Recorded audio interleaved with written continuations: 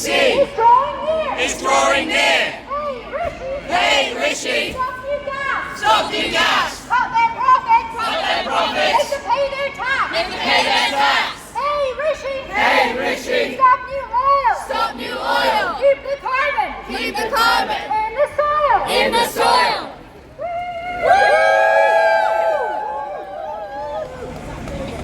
Leader of the Green Party of England and Wales. That Goldsmith is arguably the Green peer, but at least that Green is a whole other conversation. Look, this is an act of environmental vandalism and it must be stopped. This government are complicit in climate crimes, and together we will challenge them on the streets, in the courts, and yes, on the beaches. We know that the majority of this country want to see climate action.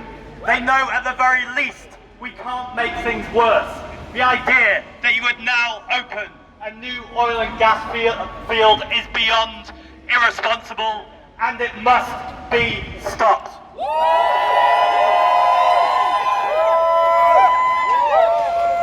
Lots of people are doing very well right now, and if you're super rich, you're not living in a cost of living crisis at all. This is an opportunity to invest in renewables, in green industries, to making sure we have good trade unionised jobs, to make sure that we're looking after people, that we have cohesive communities. This is not a time to be giving tax breaks to Norwegian fossil fuel giants and buying gas and oil on the international market. You know, Cantina claims she's being pragmatic. There is nothing pragmatic about making sure that there's jobs on a dead planet. There is nothing pragmatic about saying we are going to continue as we are. There is nothing pragmatic about carrying on this route to environmental destruction. So I'm just here to say thank you. We stand in solidarity with you. The Green Party will continue to challenge this. We will challenge this in the House of Lords, in the House of Commons, through our campaigning, and ultimately the fact you've organised a campaign at this short notice to stand here shows the strength of feeling, and we stand with you. Thank you.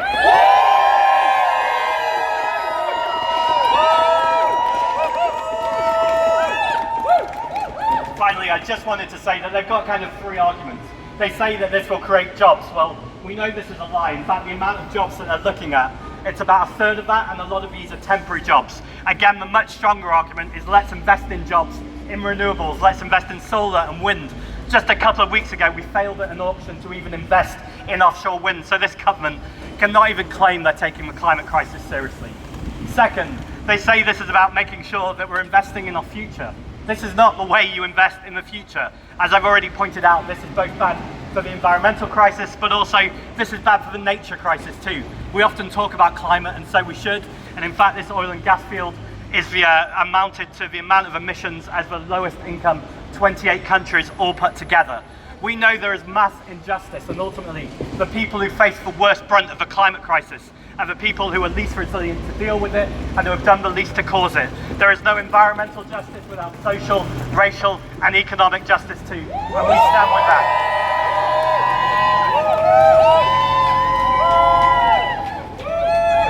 And finally, I just want to say this, I'm really wary of making these things party political. Ultimately, we all need to stand together. But I do need to call out the Labour Party. The Labour Party have said they would not revoke Rosebank. That is not acceptable. Exactly. So I just say to anyone who supports the Labour Party or who is a member, speak to the leadership. It is vital that although they're not the government right now, they are likely to be the future government.